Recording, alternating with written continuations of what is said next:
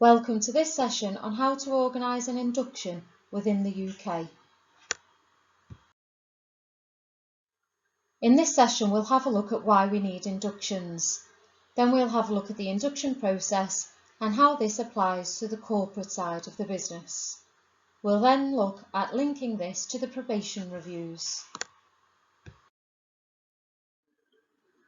So why do we need an induction process? Creating a structured induction process is key. When colleagues go through structured inductions, retention improves by 52%, time to productivity speeds up by 60%, and overall customer satisfaction increases by 53%. Both research and conventional wisdom both suggest that colleagues get about 90 days to prove themselves in a new job. The faster new hires feel welcome and prepared for their jobs, the faster they'll be able to successfully contribute to the company's objectives. So what happens without an induction process? There could be poor integration of the colleague into the team, and this could lead to a loss of productivity or a delay in the colleague reaching their maximum levels of productivity. There could also be a failure to work to their highest potential, and eventually this could lead to the new colleague leaving. Early leaving results in additional costs for recruiting the replacement. It also results in wasted time for the inductor and can cause a lowering of morale for the remaining staff. The benefits a good induction will bring include reducing labour turnover, better colleague engagement, an increased return on investment, and an increase in productivity levels. It's good to remember that a good induction is one of the most important times of a colleague's life with the organisation. The induction process involves the following steps, which we'll look at in more detail. Once the job offer has been accepted, a contract and job description is sent to the colleague. HR then sends a link to a form which needs to be completed and sent to IT. For corporate, senior team leaders and line managers, an induction schedule is also attached to an email which is sent from HR. And finally, there are links to the probation process which we will look at in more detail. Once the job offer has been accepted, a contract and job description will be sent out to the colleague. HR then sends an email to the line manager. In this email is a link to a form which needs to be completed and sent to IT, and every box on the form must be completed. This is the process for requesting a phone, laptop, email address, and any other equipment that needs to be arranged. Once these have been set up, IT will email the line manager with confirmation of the colleague's password and email address. This email address and password are the single sign-on for most of the systems that the colleague will need to access. The form needs to be sent to IT 2 weeks prior to the start date, as they need time to make these arrangements. The induction schedule is also attached to the email from HR. As a line manager, this should be adapted and completed to suit the individual. As part of the schedule, for senior team leaders, line managers and corporate inductions, contact Gemma Wilson in HR to arrange attendance to the group corporate induction. Once arranged, this can be slotted into the schedule. Once the schedule is completed, this should be sent to HR so it can be forwarded to the colleague before they start. Turning our attention to corporate, senior team leaders and line manager inductions, once the offer has been accepted, the job description and contract will be sent to the colleague. HR then sends an email to the line manager. In this email is the link to a form that needs to be completed and sent to IT, and it's this form where every box needs to be completed. This is the process for requesting the phone, laptop, email address, and any other equipment that needs to be arranged.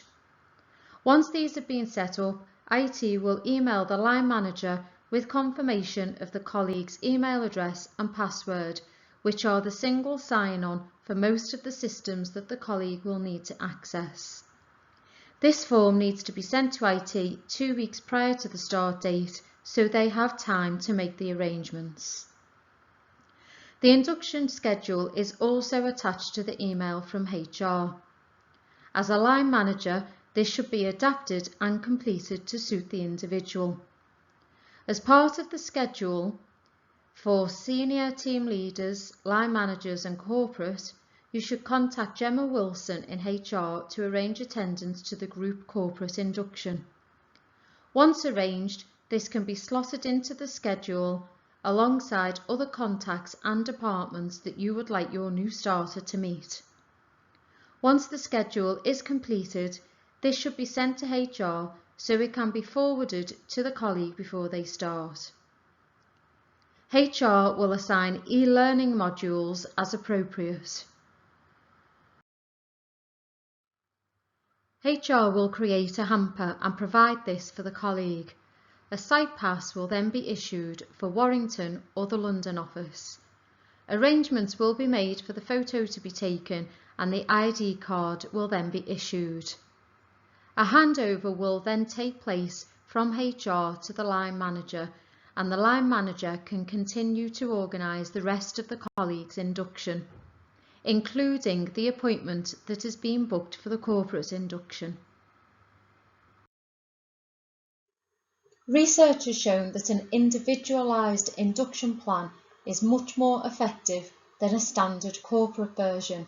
So as a line manager, you have the opportunity to influence and arrange the induction to meet your new starter's needs. Before the start date, you should contact the new starter. You could send them the induction plan by email at least 1 week before they're due to start. And if any social events are happening, you could consider inviting them along. On the first day, you should give them a tour of the building and introduce them to any equipment they're likely to use. For lunch and breaks, consider that they should have company during this time, so either with the line manager or a buddy if this is already in place. You should also consider having meetings with other team members to introduce them to the rest of the team. In the first week, you should schedule meetings with key departments or people within the business, and you should start the buddy scheme to ensure the new colleague has company during their first week. You should arrange for work shadowing if this is appropriate, and provide the new colleague with time to play on the intranet and find their way around the new systems. Ensure they have time to see the introductory message to the business on Team QB. And the manager should follow up and have a one-to-one, and this should be constructed around a conversation which should have clarification about performance management, setting goals, and also enable the colleague to ask any questions they may have. The final section is to consider how the induction links to probation reviews.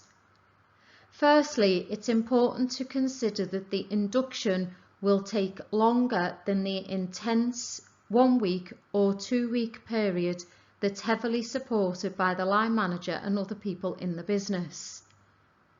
So these meetings are a good way to keep communication channels open during the time that the new starter is settling into the business. So why do I need to do these meetings? These meetings allow you to communicate issues before the probation end date, giving colleagues a chance to make efforts to improve. It also gives you the opportunity to have a discussion and praise them for what is working well and identify ways to support them through training or sharing of information. These meetings will also help when you set up KPIs and a personal development plan for your new joiner once their probation period is confirmed as past at 12 weeks.